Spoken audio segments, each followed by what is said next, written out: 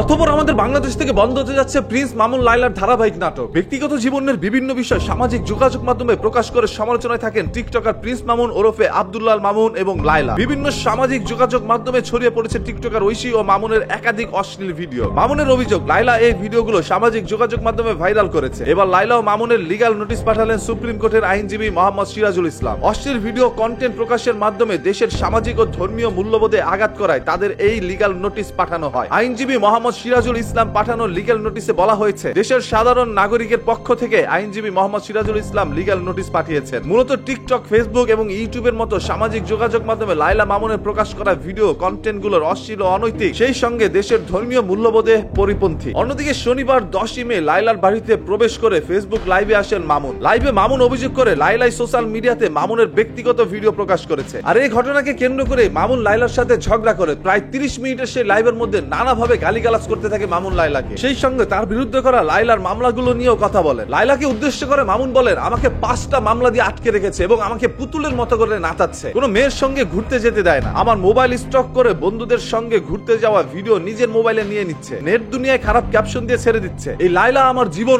অতিষ্ঠ করে ফেলছে। লাইভের শেষের দিকে মামুন তার ভক্তদেরকে বলেন, লায়লা আমাকে বলেছেন আইন ছাড়াও দেশের মধ্যে অনেক কিছুই রয়েছে, সেই সকল জিনিসগুলো দিয়ে আমার জীবনটা ধ্বংস করে দিবে। এখন আমি কি করব ভাই, আপনারা আমাকে বুদ্ধি দেন। আমি জানি লাইভে এসে কখনো আমি আমার জীবন বাঁচাইতে পারবো না, তবে আপনাদের বুদ্ধিগুলো যদি আমি পাই তাহলে হয়তোবা আমার একটু সাহায্য হবে। প্রসঙ্গত 2024 সালে টিকটকার লায়লাকে বিয়ের প্রলোভন দেখিয়ে অভিযোগে প্রিন্স মামুনের বিরুদ্ধে রাজধানীর ক্যান্টনমেন্টের থানায় একটি মামলা করেন লায়লা। লায়লার করা মামলায় কারাবরণ শেষে জামিনে মুক্তি পান মামুন। জামিনের পর তাদের মধ্যে সম্পর্ক স্বাভাবিক হতে শুরু করলেও তা স্থায়ী হয় না। হঠাৎ করে শুরু হয় তাদের মধ্যে নতুন করে আবারও বিবাদ। এরই মধ্যে সামাজিক যোগাযোগ মাধ্যমে ভাইরাল হয়েছে মামুন ও আরেক টিকটকার অনামিকা ঐশীর অন্তরঙ্গর মুহূর্তের একটি ভিডিও, যা নতুন করে আবারও বিতর্ক উস্কে দিয়েছে। এই কথাগুলো উল্লেখ করে সুপ্রিম কোর্টের আইনজীবী মোহাম্মদ সিরাজুল ইসলাম তার বিরুদ্ধে একটি লিগ্যাল নোটিশ পাঠায়। হয়তোবা এই লিগ্যাল নোটিশটি পাওয়ার পরে সামাজিক যোগাযোগ মাধ্যমে ধারাবাহিক নাটকটি বন্ধ হতে পারে। কিছুদিন তারা ট্রেন্ড থেকে পড়ে গেলে তাদের এই ঝগড়াগুলো আসার পর তারা আবারও ট্রেন্ডে চলে আসে। অসংখ্য মানুষের কাছে মনেই হচ্ছে যে তারা শুধুমাত্র ভাইরাল হওয়ার জন্য এই ধরনের কাজগুলো করে থাকে। মামুন কোন মেয়ের সাথে শুয়েছে, উঠেছে, বসেছে, ঘুরতে গিয়েছে, সেই সকল ভিডিওগুলো তার মোবাইলের মধ্যে রেকর্ড করা ছিল। লায়লা এই বিষয়টি অনেকদিন আগে থেকে অবগত ছিলেন, যার কারণে প্রিন্স মামুনকে ভুলিয়ে ফেলে তার বাসার মধ্যে এনে রাতের বেলা তার মোবাইল থেকে সবকিছু শেয়ার করে নিয়ে যায় লায়লার মোবাইলে। পরবর্তীতে একের পর এক বাজে ক্যাপশন দিয়ে সেই সকল ভিডিওগুলো সামাজিক যোগাযোগ মাধ্যমে আপলোড করা হয়। এতে করে মামুনের ইজ্জত যেভাবে হরণ হতে থাকে, সেইভাবে মামুনের বিরুদ্ধে অসংখ্য তার ভক্তবৃন্দরাই রুখে দাঁড়ায়। এই সোশ্যাল মিডিয়া থেকে এই নোংরা আবর্জনাগুলোকে সবাই সরিয়ে আনার জন্যই কাজ করে যাচ্ছে। ভাই, সামাজিক যোগাযোগ মাধ্যম যেখানে আপনার ঘরের সকল সদস্যরা ফেসবুকের মধ্যে স্ক্রলিং করতে থাকে বা ইউটিউবের মধ্যে ভিডিও দেখতে থাকে, আর সেইখানে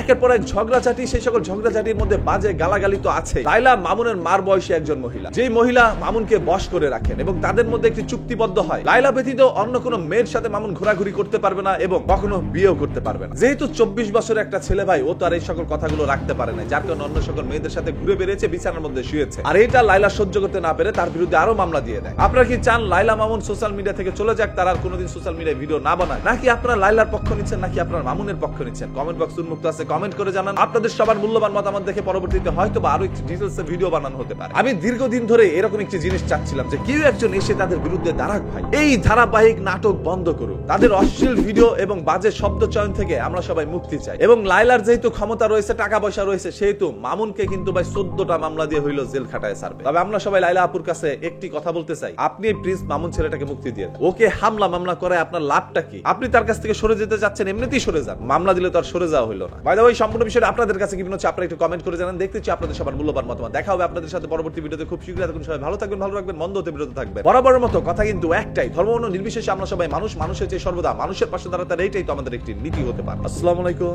আল্লাহ হাফেজ।